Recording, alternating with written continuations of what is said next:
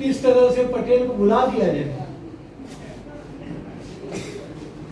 सारी बातों को छुपा दिया जाए, ऐसा होता नहीं है। इतिहास में कोशिश की जाती है कि ये आज़ादी के 75वें साल में हम प्रवेश कर चुके हैं, लेकिन पिछले 65-70 वर्षों तक पटेल को भुलाने की कोशिश की गई। और एक राज्य के बारे में नेहरू खानदान ने कहा कि हम कश्मीरी हैं, इसलिए कश्मीर हमारे लिए छोड़ दो, तो आप आज भी देख रहे हैं क्या हो रहा है। और एक राज्य के बारे में नेहरू खानदान ने कहा कि हम कश्मीरी हैं, इसलिए कश्मीर हमारे लिए छोड़ दो, तो आप आज भी देख रहे हैं क्या हो रहा है। लेकिन जवाहरलाल नेहरू तो बैरिस्ट्री पास करके आए थे, लेकिन बार काउंसिल ने उनको वकालत करने की इजाजत नहीं दी थी।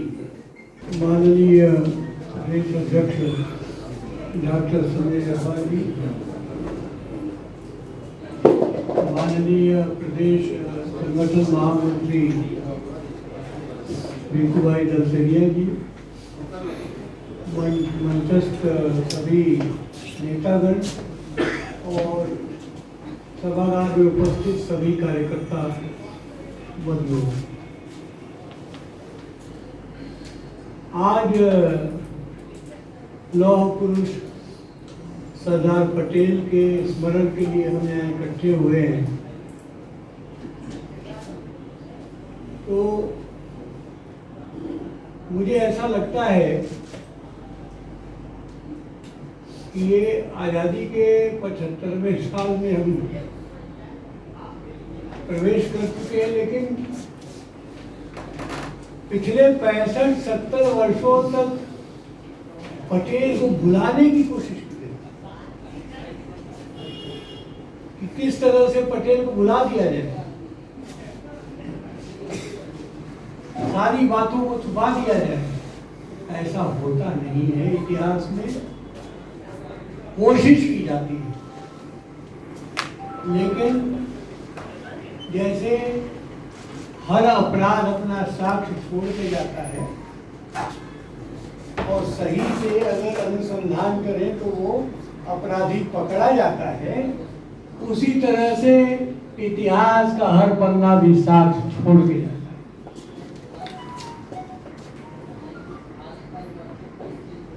पटेल को भुलाने की कोशिश सिर्फ इसलिए की गई कि नेहरू खानदान को जितना ऊंचा उठाया जा सके, जितना महान बताया जा सके,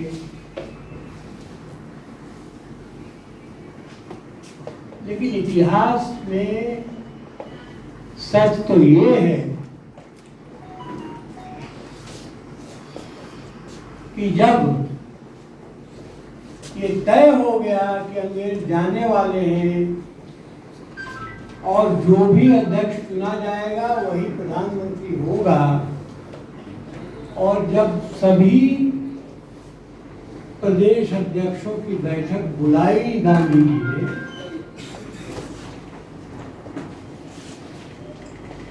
और उस बैठक में जब ये हुआ कि आप लोग नाम लिख के दीजिए कि किसको चाहते हैं कि अगला अध्यक्ष और प्रधानमंत्री बने, एक व्यक्ति को छोड़कर सभी ने सरदार वल्लभ भाई पटेल का नाम लिख कर दिया, एक व्यक्ति को छोड़कर। और एक व्यक्ति थे जवाहरलाल नेहरू, जिन्होंने अपना नाम लिख के दिया। लेकिन गांधी जी ने स्थिति की गंभीरता को समझी, वो किसी कारण से, अब उसका हम उसके अंदर छिद्रान्वेषण नहीं करेंगे क्या कारण रहा होगा, उन्होंने सरदार पटेल को बुलाया और कहा कि तुम जवाहर का नाम प्रस्तावित करो। प्रस्तावित करो। इतने सरल थे हमारे सरदार पटेल और इतने सख्त थे कि हमारे पूर्व पत्रकार जो शेड्यूल में थे वो बताते हैं कि एक दिन उन्होंने फोन किया और कहा कि सरदार साहब बहुत दिन हो गए, हमको गुजराती जलपान करिए। कहा जाओ, कल सुबह आ जाओ। मैं तो सुबह से शाम तक काम करता हूँ, कल सुबह आ जाओ। वो सुबह 8 बजे पहुंच गए और उन्होंने देखा कि उनकी कोठी के अंदर और कोठी के बाहर तक सड़क पर सब राजा महाराजाओं के तरह तरह की गाड़ियां लगी थी, झंडे लगे थे, उसमें तरह तरह के अंगरक्षक, सिपाही, अलग अलग वर्दी वाले। तो उन्होंने नाम भेजा, तुरंत खुलवा दिया। सरदार साहब काम कर रहे थे, उनके एक सेक्रेटरी थे बगल में, उन्होंने कहा बैठो। बोले भाई इसको ढोकला पापड़ी सब लाओ इसके लिए, तुम बैठो देखो मैं क्या करता हूँ। अब एक महाराजा आए, सरदार साहब ने उठ के प्रणाम किया, बहुत आदर से बैठाया। उनके सेक्रेटरी ने कागज दिया, सरदार साहब ने कहा यहाँ दस्तखत। महाराजा ने वहां दस्तखत किया, सरदार साहब ने उठ के फिर प्रणाम किया, अच्छा फिर मुलाकात हुई। 1 मिनट में एक राज्य का विलय वो करवा रहे थे। 1 मिनट में एक राज्य का विलय करवा रहे थे।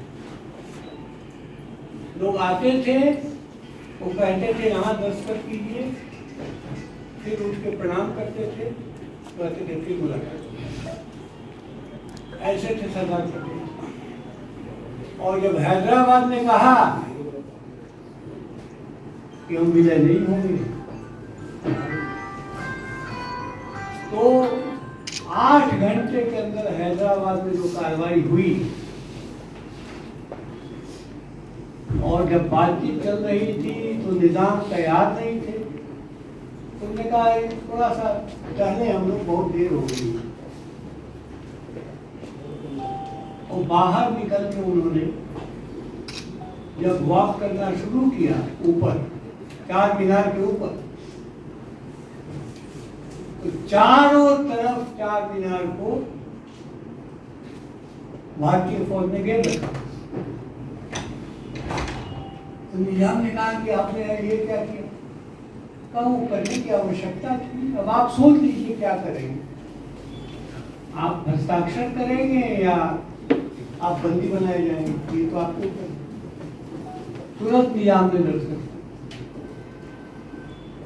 और एक राज्य के बारे में नेहरू खानदान ने कहा कि हम कश्मीरी हैं, इसलिए कश्मीर हमारे लिए छोड़ दो। तो आप आज भी देख रहे हैं क्या हो रहा है। तो सरदार पटेल के कंट्रीब्यूशन को भुलाना, नेहरू खानदान में मोतीलाल नेहरू तो वकील थे, लेकिन जवाहरलाल नेहरू तो बैरिस्ट्री पास करके आए थे, लेकिन बार काउंसिल ने उनको वकालत करने की इजाजत नहीं दी थी। कहा था कि नहीं योग्य नहीं है। एक भी बहस उन्होंने नहीं किया किसी कोर्ट में। लेकिन सरदार पटेल जब गांधी जी के कहने पे आए, रोलिंग प्रैक्टिस थी, सबसे बड़े वकीलों में माने जाते थे। और आज नेहरू और गांधी खानदान में क्या है और कितनी संपत्तियां हैं देश में विदेश में, आप सुन रहे हैं। और सरदार को जब दिवंगत हुए तो उनके बैंक की वैल्यू तो 148 रुपया,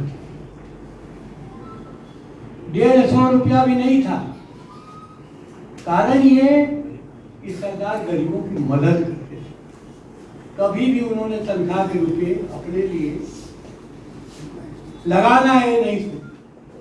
2 ही उदाहरण हैं कांग्रेस में, डॉक्टर राजेंद्र प्रसाद और सरदार वल्लभ भाई पटेल, जिन्होंने अपने तनख्वाह के ज्यादा से ज्यादा, राजेंद्र प्रसाद ने तो 70% अपने सेक्रेटरी को देते थे, 3000 रुपया देते थे अपनी पत्नी को। सरदार पटेल तो और भी, कोई आ गया तो जरूरतमंद उनके यहाँ से कभी वापस नहीं। ऐसे महान मनीषी को, इस देश के ऐसे लौह पुरुष को आज हम श्रद्धांजलि अर्पित करने इकट्ठा हुए हैं। और मैं यही चाहूँगा कि जो नौजवान हैं हमारे, वो उनसे शिक्षा लें किस प्रकार से सादगी पूर्वक भी राजनीति की जाती है और बिना भ्रष्टाचार के भी राजनीति की जाती है। बहुत बहुत धन्यवाद। लाइव बिहार YouTube पर सब्सक्राइब और Facebook पर लाइक जरूर करें।